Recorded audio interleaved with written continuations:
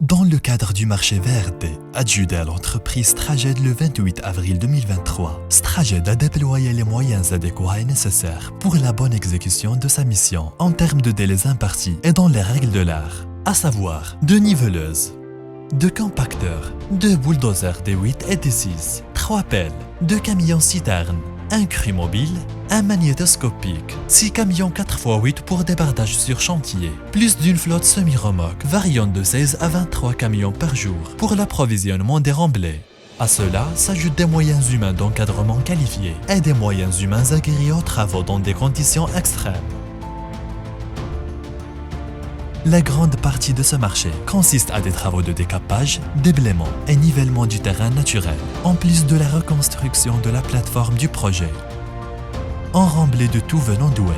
En plus de la décharge sauvage dont ce terrain a été victime, l'étude géotechnique confiée au laboratoire NPR révèle que le terrain en place est un limon argileux non réutilisable en remblai. Le levé topographique avant travaux, réalisé par l'ingénieur géomètre topographe agréé, montre bien qu'il s'agit d'un terrain très accidenté, caractérisé par ravinement principal et des ravinements secondaires, en plus de plusieurs crevasses éparpillées par endroits. Le plan d'action élaboré par le bureau d'études SAFED stipule un décalage de 20 cm de toute la surface de projet.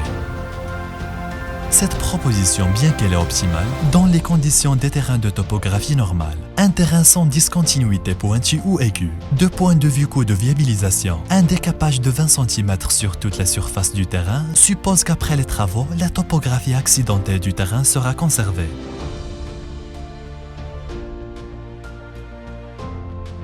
Or, il est inconcevable de garder une telle géométrie, ne permettant pas l'accès des engins roulants pour les évacuations des déblais et les approvisionnements des remblais éventuels. Cette conception, en dépit de son optimisation des coûts, est techniquement inexécutable.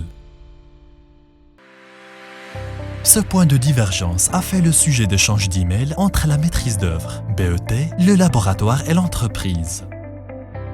Vu l'état accidenté du terrain et la non-accessibilité des engins roulants,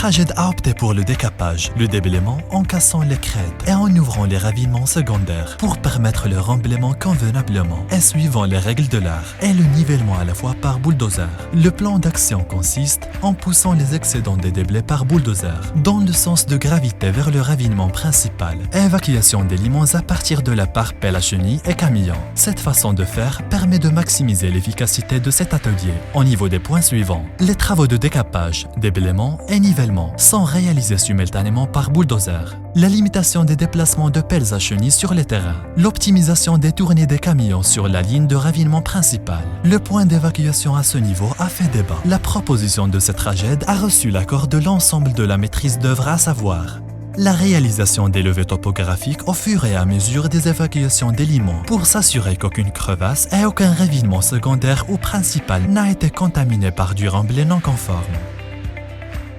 En effet, des levées topographiques ont été réalisées et affichent une carte, des zones propres, des zones de nettoyage et les quantités restantes à évacuer. Le levé du 19.5 montre des zones plus ou moins importantes à évacuer. Le levé du 23.5 montre qu'une grande partie a été nettoyée et des points sont à vérifier sur la plateforme Ataqaddaou.